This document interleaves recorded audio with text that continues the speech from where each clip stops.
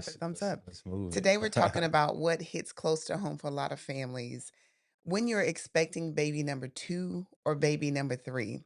We're talking about the transition from one child to more and how that changes everything about everything in your life and sometimes in the ways that you never expected it to, right? Yes, yes. So if you're turning, I mean, if you are here, right, watching us on the either Facebook page or our YouTube page, I want you to jump in the chat. Tell us, how did you feel when you found out that you were expecting again? Were you excited? Were you nervous? Or maybe a little bit of both? But yeah, join us in the chat, and as you stumble across this video or watching this video, Just just drop go it ahead in. and drop that in, drop Yeah, that for party sure. in, because we really want to know, how did that affect you, right? Yeah. So let's be honest today.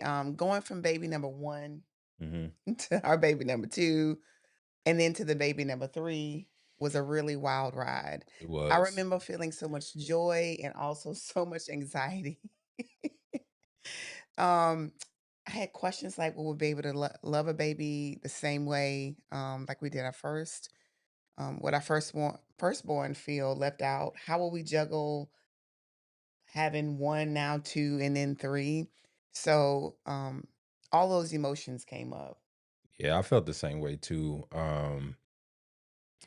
So it's kind of like, as baby number two came along, it's like, how do you split your time? Right. How do you split your attention and just make sure that everybody is getting the same love, not feeling left out? Um, and that's not even the whole sleep situation. So Right. it's even more when we're talking, now you got this new baby.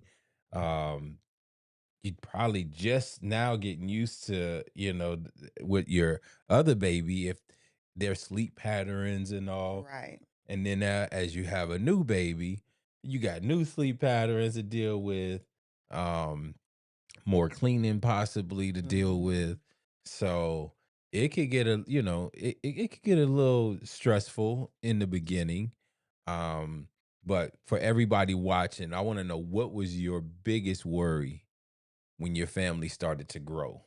Yeah. And all for all of those who are still expecting, it's totally normal to have mixed emotions. You're not alone in this. I always say that on this podcast because we're here for you. Yeah, you're not alone. One of the biggest transition is helping your firstborn get ready for a new sibling, right? Right. We Right. tried everything from reading, big sister books, to letting them pick out their own baby clothes, Mhm. to creating their Big girl big girl clothes for them. space.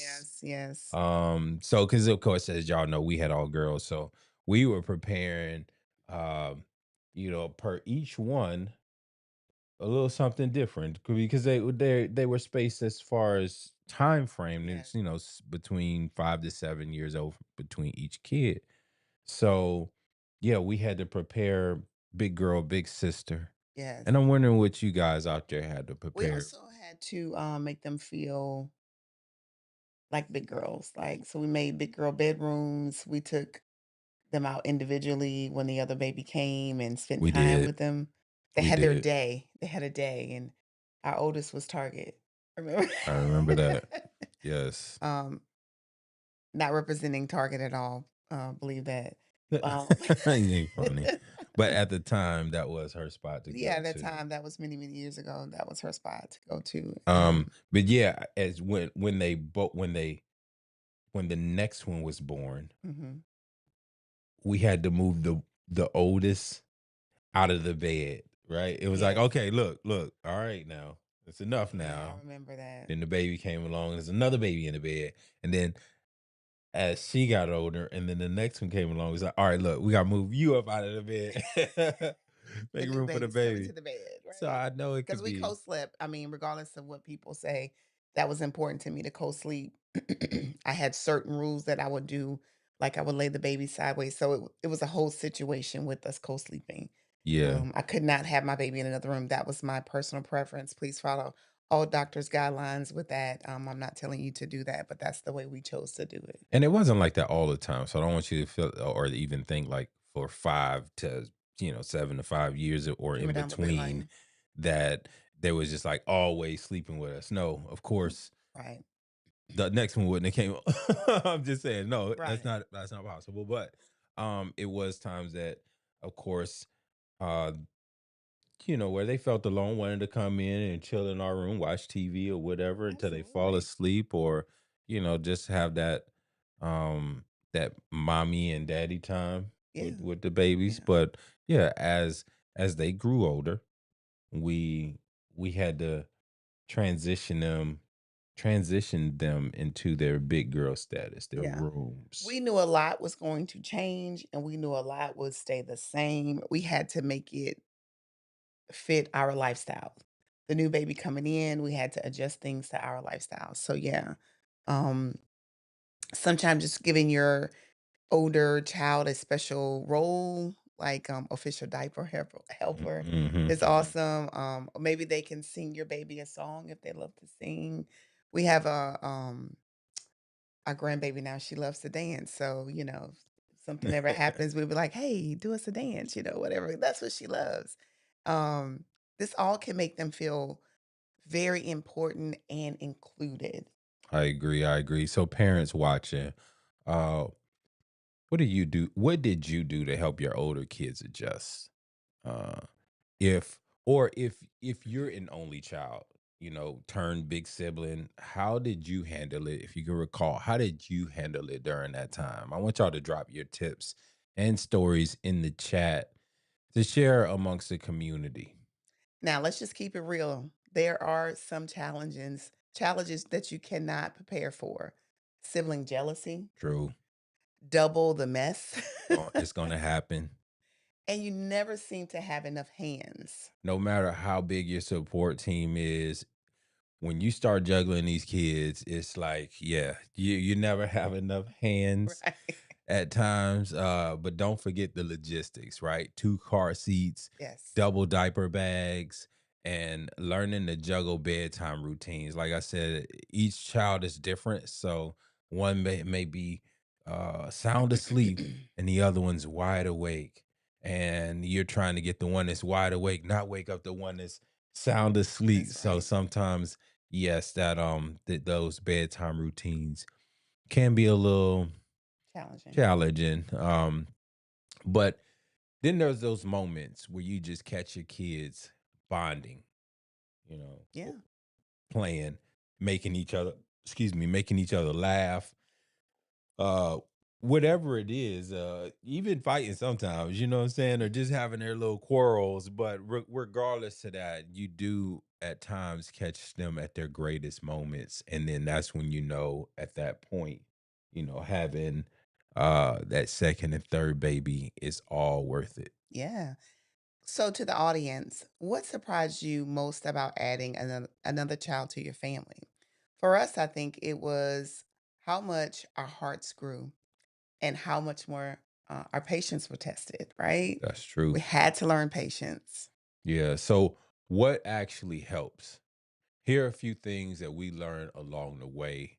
So, one, keep routines as consistent as possible for your older child. Definitely try to keep those routines as consistent as possible so they can get into the flow of things, Yes. right? Especially Mhm. for that older child.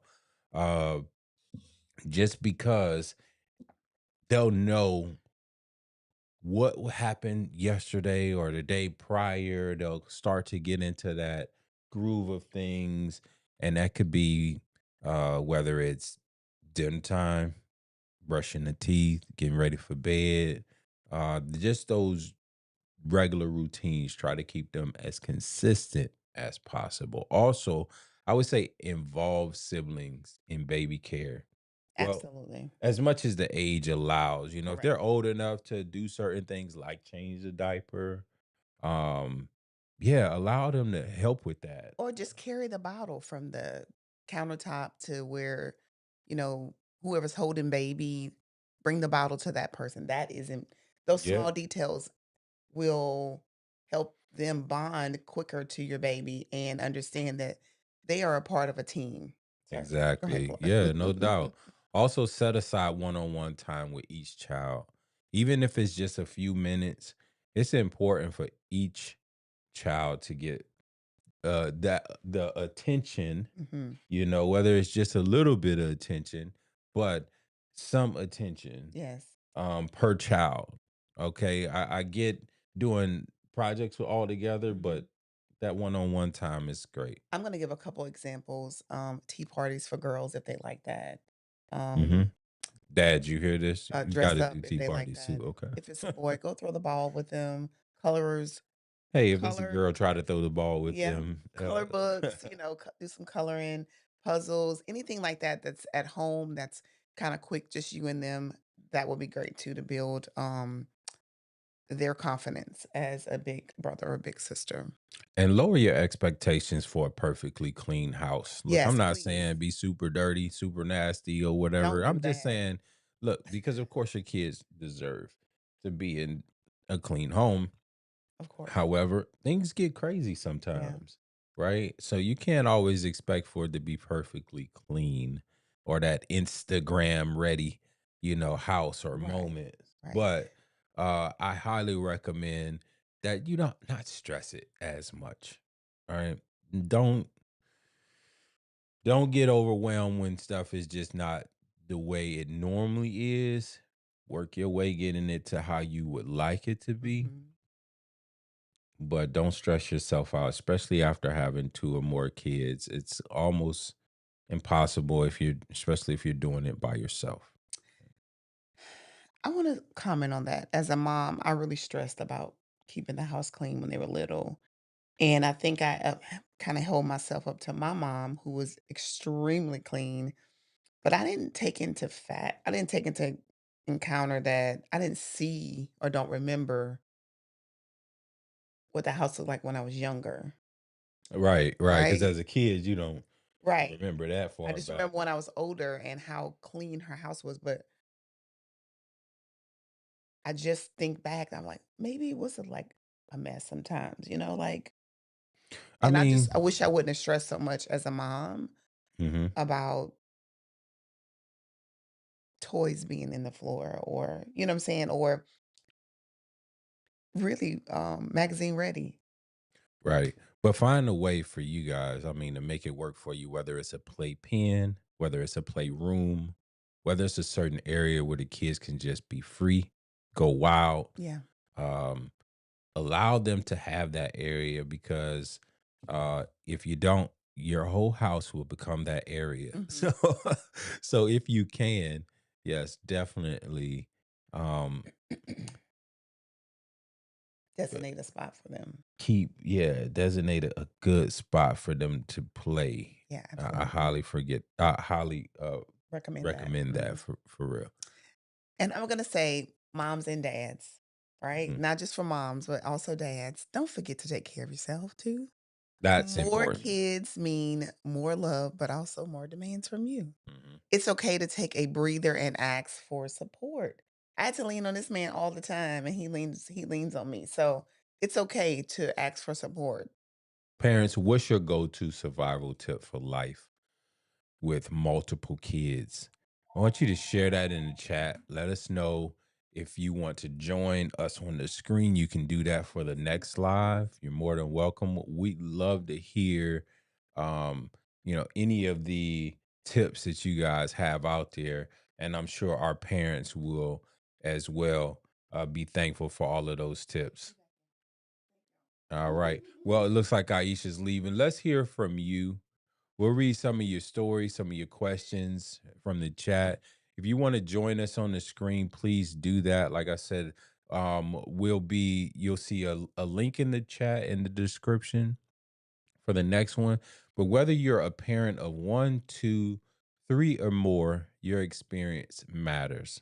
So let's help each other and build this community together. I want to thank you all for joining us. I want to thank you for sharing your journey excuse me, as you transition to parenthood. Again, it can be a challenge. It really can. but it's also a beautiful adventure. So don't forget to like this video, subscribe to our channel, hit the notification bell so you'll never miss an episode. And you could also catch us on YouTube at Sweet Face Scans, and also I Parenting Podcast.